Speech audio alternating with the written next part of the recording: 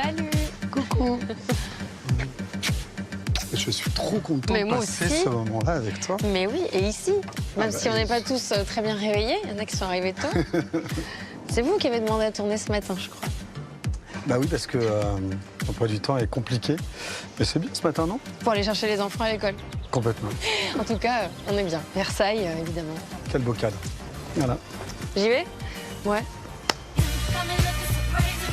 Il a fait les grandes heures de la Star Academy. Pendant 8 ans, Kamel Wally a appris à danser aux élèves du château de Damary-les-Lys. Maintenant, tu détends ton corps, tu détends ton visage, tu souris. Okay. Voilà. Lui, qui avant d'exploser à la télévision, avait été chorégraphe de Maria Carré et de grandes comédies musicales. Devenu une figure populaire, il a ensuite monté ses propres spectacles, comme Le Roi Soleil, culte pour toute une génération.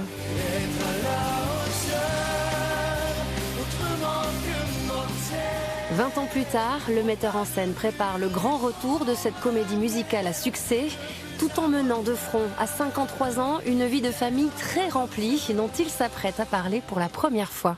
Alors, comme beaucoup d'entre nous, je vous ai découvert en 2001 dans cette émission inédite qui est devenue culte, la Star Academy. Alors, le fait qu'on en parle encore presque 25 ans plus tard, c'est une fierté ou des fois ça vous agace un peu? Non, moi je suis tout le temps... c'est une émission que j'ai beaucoup aimé faire. Je trouve que c'est un beau programme avec de belles valeurs. Et quand on m'en parle, on sent que les gens, c'est avec de la joie. Donc ça me met en joie, ouais, complètement. Il y a une saison qui vous a particulièrement marqué? Un candidat peut-être? Ou une candidate? On a eu des gens extraordinaires comme Jennifer, comme Jean-Pascal, qui est un personnage. Tu es cette belle histoire d'amour que je ne cesserai jamais de lire. Des mots faciles, des mots fragiles, c'était trop beau. Tu es d'hier et de demain. Oh, bien trop beau. Et de toujours ma seule vérité. J'ai un attachement à cette première saison, c'est sûr. Mais la deuxième, c'était déjà plus pro. Et puis on avait des fortes personnalités. Oui, je vais parler de Sophia Saïdi parce que j'ai pu tout faire avec elle. Plus je lui demandais un truc dingue, et puis elle a même pleuré. Hein. Elle a même pleuré parfois. Non, j'en ai marre, c'est trop. Puis après, à la finale, elle relevait le défi. Et puis je les ai emmenés dans mon univers, mais en me servant de leur personnalité. Et ça, c'était un échange qui était vraiment chouette.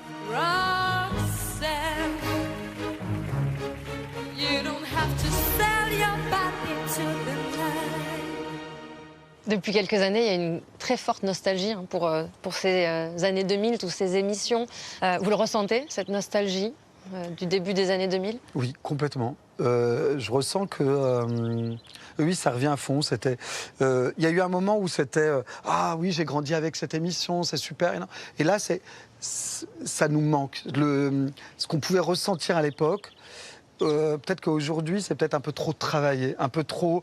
ça manque un peu de liberté, je crois.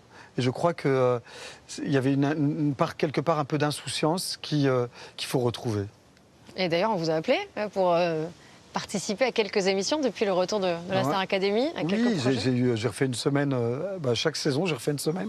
Et c'était chouette, j'ai adoré. Pour moi, je retourne à la maison. Hein. Comme je leur dis aux nouveaux, je leur dis, non, vous êtes dans ma maison. Non, moi, je me sens très bien. Puis à chaque fois, tellement bien accueilli. Tu n'étais pas venu depuis quand? Jamais. Jamais moi, depuis je suis le seul prof qui a fait les 8 saisons. Ok. Mais depuis 2008, non, Mais non. Ah oui, ça date.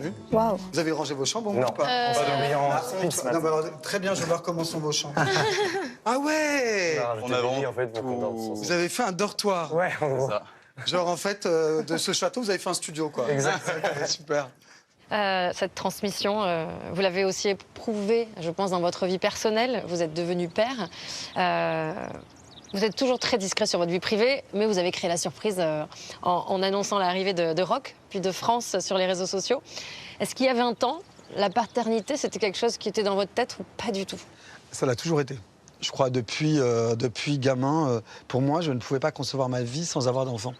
Et si j'ai communiqué sur eux en mettant une photo de dos, on ne les voit pas, c'est parce que j'ai été shooté par les paparazzi.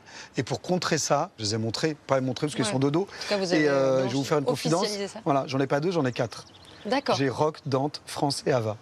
Waouh wow. Et vous avez... Donc il y a des projets, mais il y a aussi beaucoup de boulot à la maison. Il y a aussi beaucoup de boulot à la maison, parce qu'ils ont 1, 2, 3 et 4 ans. Ah ouais, ouais. Ah mais dis donc, mais vous êtes tout frais. Ouais, c'est ça. C'est quoi le secret? Le secret, c'est beaucoup d'amour. Ouais. J'essaye de leur donner beaucoup d'amour. Je ne peux pas passer une journée sans leur dire que je les aime, parce que je le ressens vraiment, c'est presque animal. Je les renifle, moi je les aime d'amour, mes enfants. D'ailleurs, ils le disent, hein. Oui, on est les bébés d'amour. Voilà. Et puis eux, ils me donnent tellement, c'est génial. Et je prends beaucoup de temps pour eux. Je les emmène à l'école, je vais les chercher, et à 21h, tout le monde fait dodo, ça c'est sûr. Et après, je peux bosser jusqu'à 2h du mat, si vous voulez. Qu'est-ce qu'elle vous a appris, la paternité, sur vous-même? La peur. C'est horrible à dire. Mais depuis que j'ai des gamins, j'ai peur. On le dit souvent, ça. Mais je leur transmets pas. Moi, j'ai pas peur qu'ils fassent de la trottinette et qu'ils tombent 3 fois. C'est pas grave. Vous avez peur de quoi, alors? Non, on a peur de tout, des conneries qu'on entend, des faits divers, l'enlèvement, ce qui peut se passer parfois dans un cadre sportif ou à l'école, ou des attouchements, des trucs. Voilà, moi, je leur apprends très vite que leur corps leur appartient, que ceci, que ça. Voilà. Mais après, j'en fais pas non plus une... Mais j'avoue que j'ai développé un truc où je ne connaissais pas. Qu'est-ce que vous aimez faire par-dessus tout quand vous êtes avec vos enfants? Alors, je vais vous dire un truc, tout sauf les repas. Ils sont petits. Je c'est pas drôle. Non, c'est pas drôle. Mais en même temps, alors c'est le côté que j'aime le moins. Non, ce que j'aime bien avec eux, de leur faire découvrir des choses. Par exemple, moi, je les emmène faire des expos depuis qu'ils ont 4-5 mois. Donc, et ils sont hyper curieux. Ils retiennent la Joconde, par exemple, un truc que j'aurais jamais pensé. Ils sont tout petits. Rassurez-moi, quand on est un papa chorégraphe ou danseur, on a le droit, quand on est son fils ou sa fille, de ne pas savoir bien danser. Mais ouais, bien sûr. Moi, je ne vais pas spécialement les mettre à la danse. Non.